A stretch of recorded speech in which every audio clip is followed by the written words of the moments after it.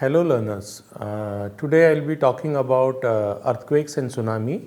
I am Professor Bhaskar from Department of Environmental Science and Engineering, Guru Jambheshwar University of Science and Technology, Hisar. After listening to this unit, you should be able to define the term earthquakes, describe the different types of earthquakes, explain the hazards associated with earthquakes, and understand tsunami genesis. Earth processes have been operating throughout the geological history. These processes become hazardous only because they negatively affect us. Now the question is, why do these processes occur? The earth is a dynamic system involving complex interactions of the internal and external processes. And if you see, the internal processes are primarily responsible for the movement of plates, earthquakes and volcanic activities. The external processes are responsible for the other hazards like floods, hurricanes, tornadoes, droughts. Where is the source of energy for these processes? If it is an internal process, the source of energy is essentially radioactive, and if it is an external process, the source of energy is essentially the solar energy or the sun. Now, earthquake occurs when energy stored in elastically strained rocks is released suddenly. What does the earthquake indicate? The earthquake indicates that our earth is dynamic, and earthquakes help us to know about the earth's interior. Now, before I proceed with my lecture, there are some terms which you should be familiar with. Earthquake is sudden movement, part of the earth's crust.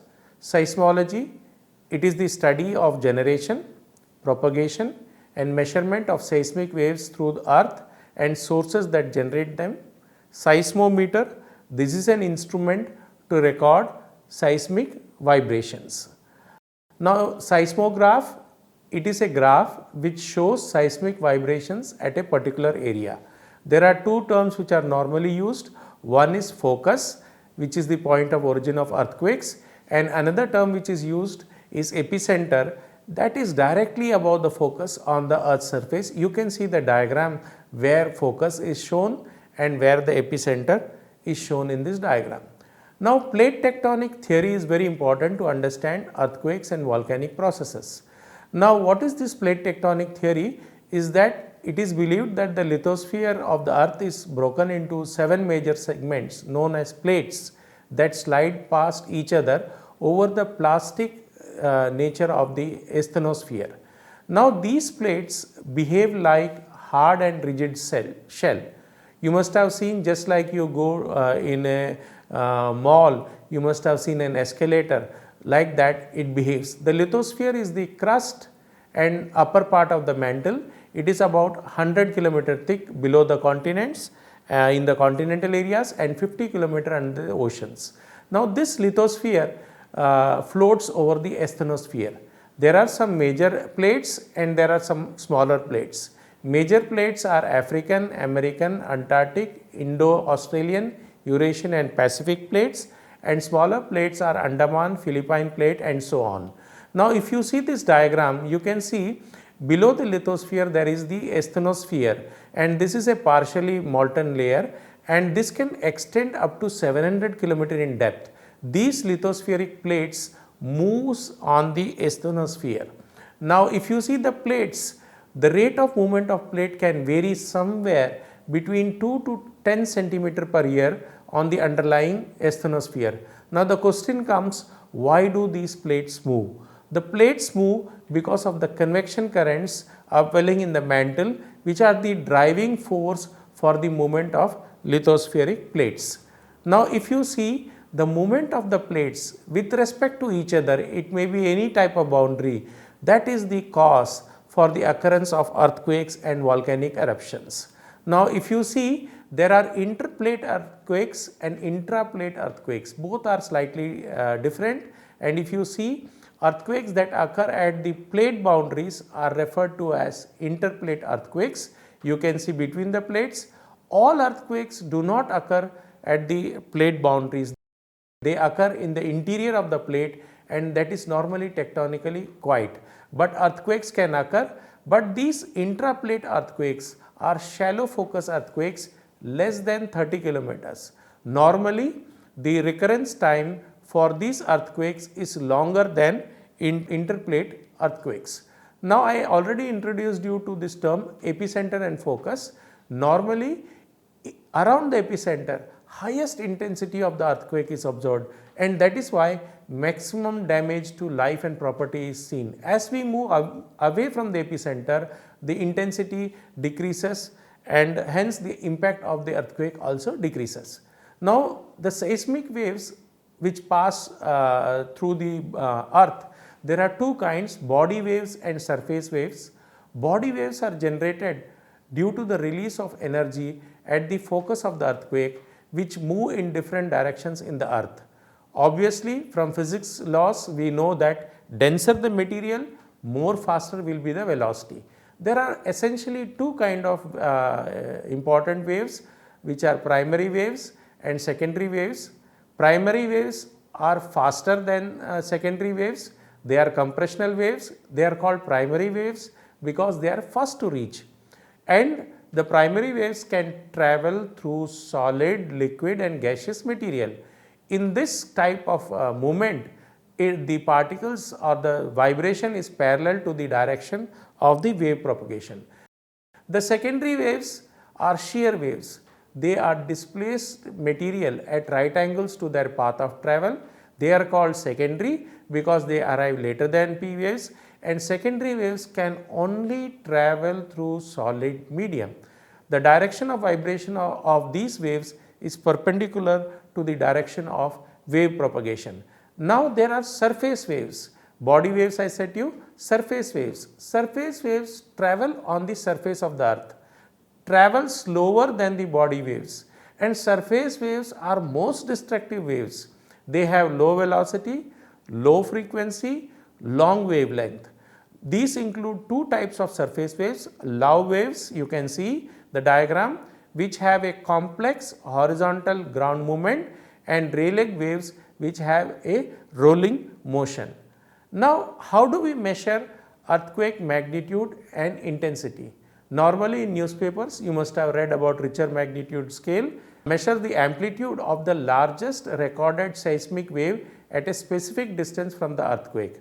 Normally, this is assigned a number somewhere between 1 and 10, and it is in order of increasing intensity. It is to be noted by the learners that this scale is logarithmic scale, whereas Mercalli scale is another seismic 12-point scale that measures earthquake severity in terms of damage inflicted. In this scale, it describes the intensity of an earthquake based on its observed effect. Again, learners should note that this is a linear scale. The duration of the earthquake normally is few seconds to several minutes, and greater the intensity, longer the earthquakes last. Now, if you see the distribution of the earthquake, these are based on the plate interactions.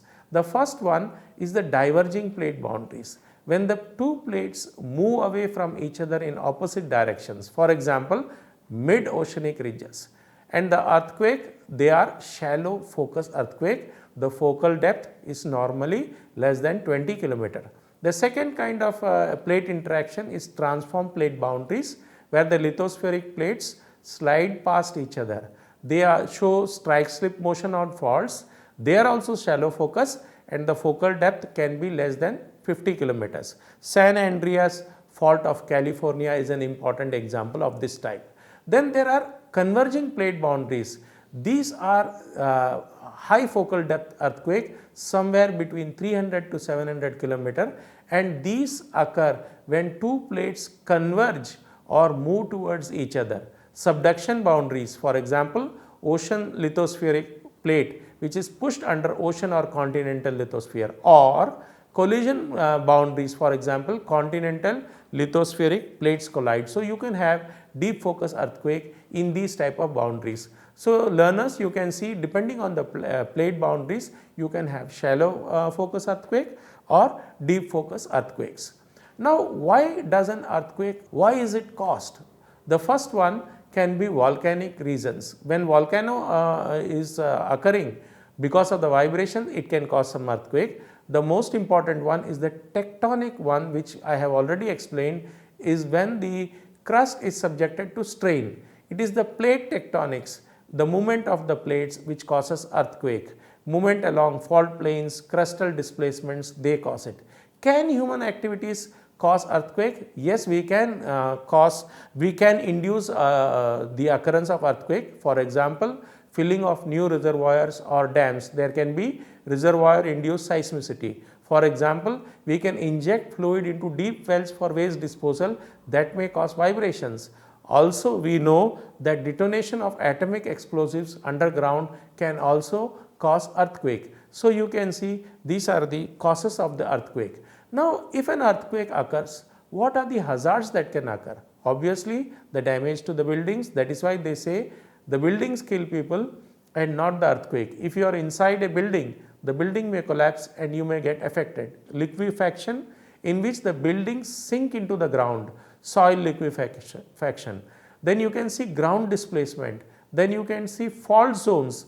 If buildings are over fault zone, they will be affected, but if they are adjacent to fault zone, they may not be affected.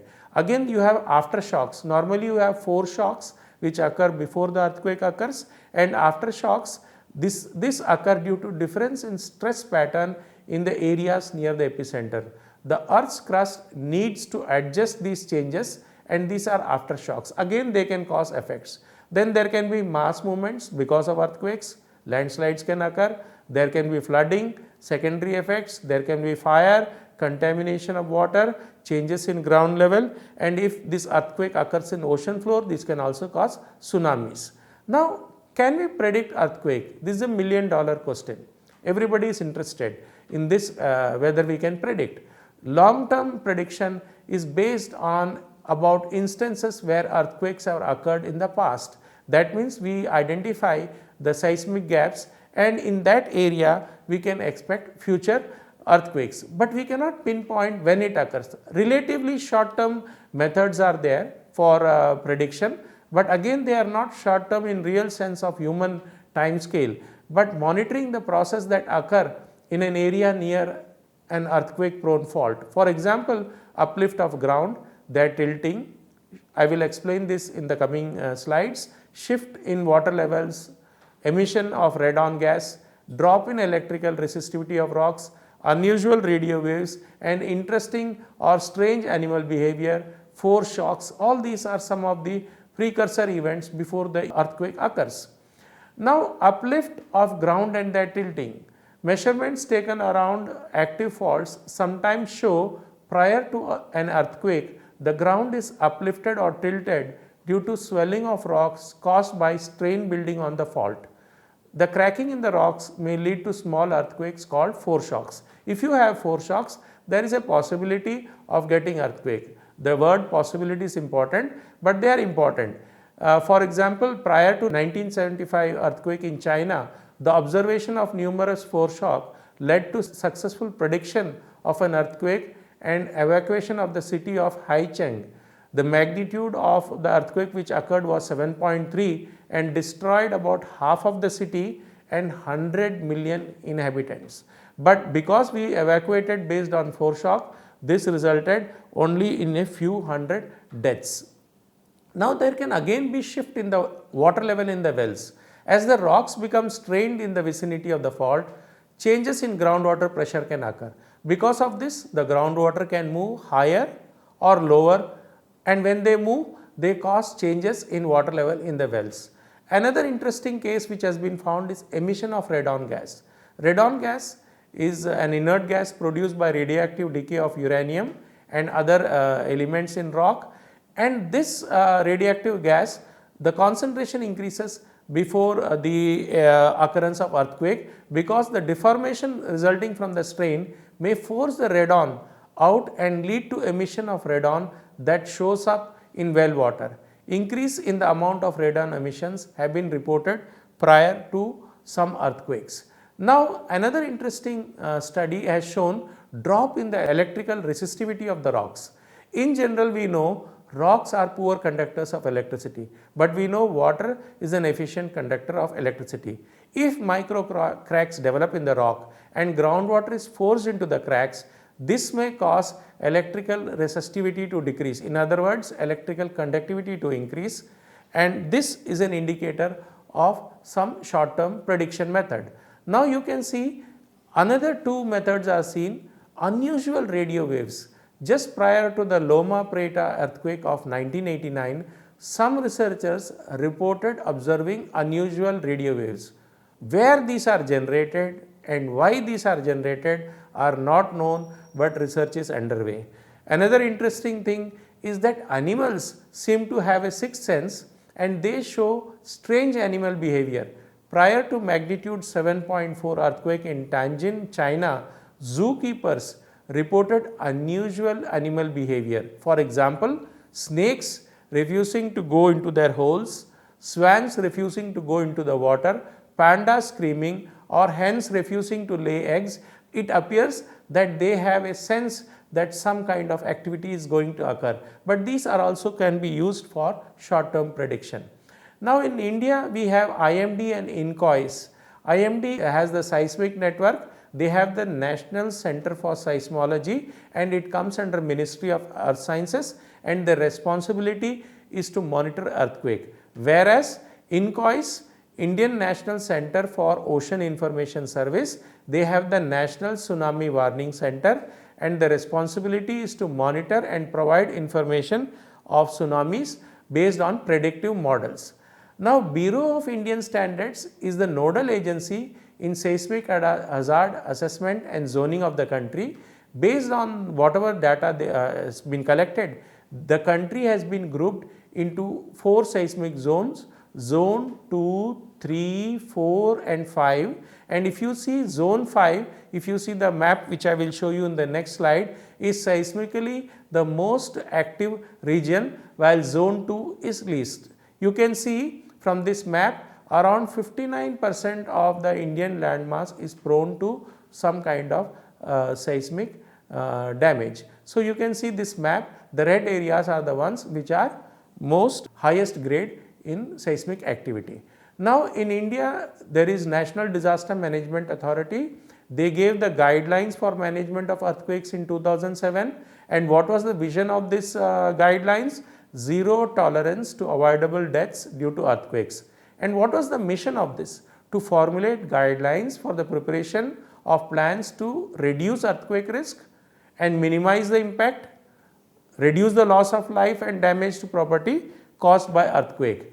Now we know from the map that 59% of the landmass is prone to earthquakes, and even during this international decade for disaster reduction, which was observed by the UN in 1990s, India witnessed several earthquakes, major ones, for example Uttarkashi earthquake of 1991, Latur earthquake of 1993, Jabalpur earthquake of 1997, the Chamoli earthquake of 1999. Then these were followed by Bhuj earthquake 26 January 2001 and J&K earthquake 8 October 2005. Now tsunami, they both are related, earthquake and tsunami, series of giant waves that occur after some kind of disturbance under the sea or ocean. And in the ocean or sea, the disturbance can occur due to an earthquake or volcanic eruption. Waves are created and this results in tsunami. Tsunami in Japanese means harbor wave. These waves can travel in open sea, and you will be surprised to know that these waves travel at 450 miles per hour. When these big waves approach the shallow waters along the coast, they grow to great heights and hit the shore.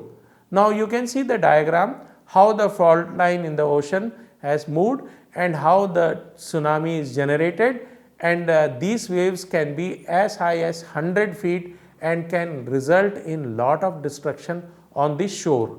Now prediction of tsunami, early warning systems have been useful. Already there is Pacific Tsunami Warning Center by National Oceanic and Atmospheric Administration, and they have an international network of seismographic tidal stations around the Pacific Ocean basin that transmits information to the center located in Hawaii.